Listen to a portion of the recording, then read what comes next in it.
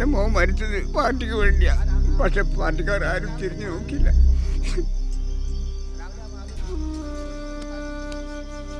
ഞാൻ കുറ്റപ്പെടുത്തിയതല്ല.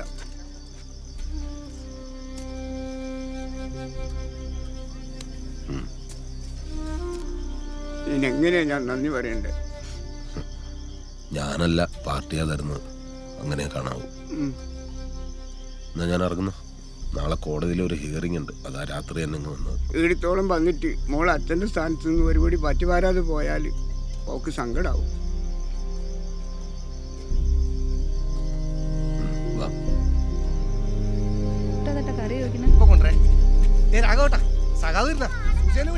എല്ലാരും വാ വാ വാ. മുകുന്ദേട്ടാ, ഞാൻ താഴെ കണ്ടിനു. കേറി വരൂന്ന് അമ്മ പറഞ്ഞു. സുജക്ക് സന്തോഷായി. ഇതല്ല സതീശ, മാലയിട്ടാ. അടുത്ത മാസം പോണം. സൈഷ എന്നാ വിളമ്പിക്കോ. എടുക്കാം.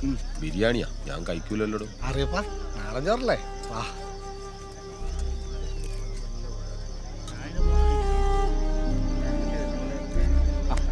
ചെല്ലി പോയിട്ട് ഫുഡിന്റെ കാര്യങ്ങളും നോക്ക്. എല്ലാത്തിനും ശ്രദ്ധ വേണം കേട്ടാ.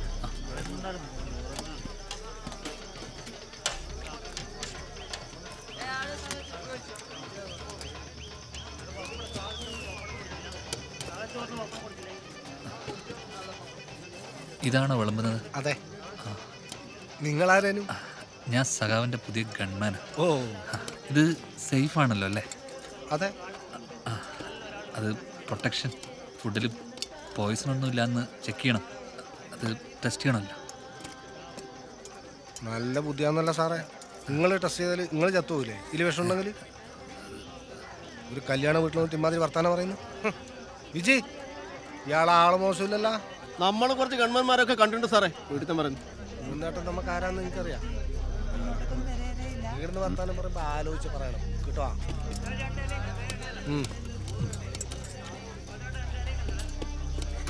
എന്റെ ഫിറോസ് ഏർന്ന് കിട്ടിയ ആളാ. ചെല്ലി വിളിക്കുന്നുണ്ട്. ചെല്ലടോ.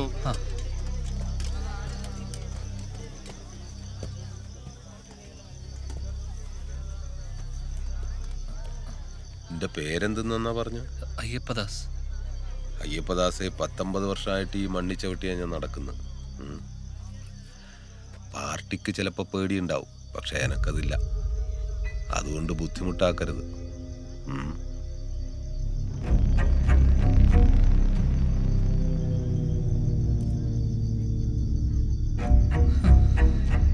ആരാപ്പത്? സാറെന്താ അന്തം വിട്ടിക്കുന്നു? സാറ് വന്നേ, ഒരു കാര്യം പറയാണ്ട്. വാ സാറേ, ഒരത്യാവശ്യ കാര്യമാണ്. ഡ്യൂട്ടിയിലാണ്. ഓലക്കാണ് ഡ്യൂട്ടി. നിങ്ങൾക്ക് കാറ്റുണ്ടാ? അയാൾ ചോറയച്ച് വരുമ്പോഴത്തേക്കും 2 അടിച്ചിട്ട് പോയിക്കോ. അയാൾ നിങ്ങളോട് പറഞ്ഞല്ലേ ഞാൻ കേട്ടിന്. മുകുന്ദൻ ഒതിർക്കല്ലാത്ത ചെറ്റ. ഓ മാത്രല്ല, ഓന്റെ പാർട്ടിക്കാരും. അല്ല, നിങ്ങള് എന്തെന്നാടെ വേറെ പാർട്ടിയാല് ഈടെ പ്രവർത്തന സ്വാതന്ത്ര്യം ഉണ്ടാ. ജീവിക്കണ്ടേ?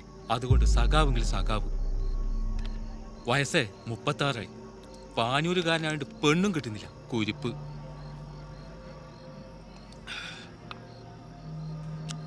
നിങ്ങൾക്ക് വേണ്ട? എന്റെ പൊന്നയ്യപ്പദാസെ, നിന്നോടുള്ള സ്നേഹം കൊണ്ടാ ഞാൻ പറയുന്നത്. കാര്യങ്ങളൊന്നും നീ വിചാരിക്കുന്ന പോലെയല്ല. ഇതെല്ലാം നേർച്ച കേസാ. ഏത് നിമിഷം തീരും. ഒരകലം പാലിച്ച് നടന്നു. കൊല്ലാൻ വരുന്നവൻ പോലീസാണോ ഗവൺമെന്റാണോ നോക്കൂല. ഏർന്ന് എപ്പോഴും എന്ത് സംഭവിക്കാം. ചിലപ്പോ ഇപ്പോ ഈ കല്യാണം വിട്ടുന്നായിരിക്കും പെട്ടെന്നൊരു ബോംബ്. ഇയാൾ ആരെന്ന് നീ വിചാരിച്ചേ? 90 മുതലേ എതിർ പാർട്ടിക്കാർ ലിസ്റ്റിലെ ആദ്യത്തെ പേര് ഇയാൾതാ. പന്ന്യന്നൂർ മുകുന്ദൻ. ഇതുവരെ ഇയാളൊരു ബുദ്ധി കേന്ദ്രനു. പക്ഷെ ഇപ്പം പെട്ട്. ഏത്? നീ പേപ്പറിലൊക്കെ വായിച്ചിട്ടുണ്ടാവും. വിനോദ് വധക്കേസ് 2-3 കൊല്ലം മുമ്പ് തെയ്യം നടക്കുമ്പോൾ തീർത്ത് കളഞ്ഞില്ലേ? അതിൽ 9ാം പ്രതി അയാൾ. അവരുടെ പാർട്ടിയുടെ ശക്തിയാണ് വിനോദ്. അപ്പം അവർ വെറുതെ വിടുമോ? നാളെ അതിൻ്റെ സാക്ഷി വിസ്താരം തുടങ്ങുന്ന.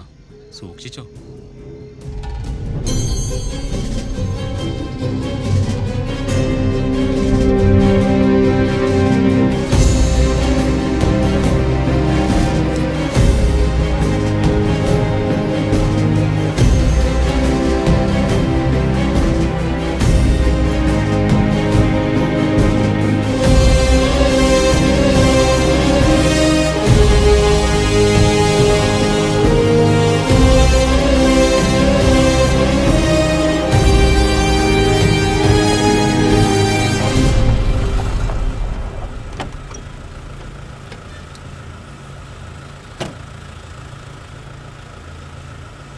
പോയി ഡീസൽ അടിച്ചിട്ട് വാ.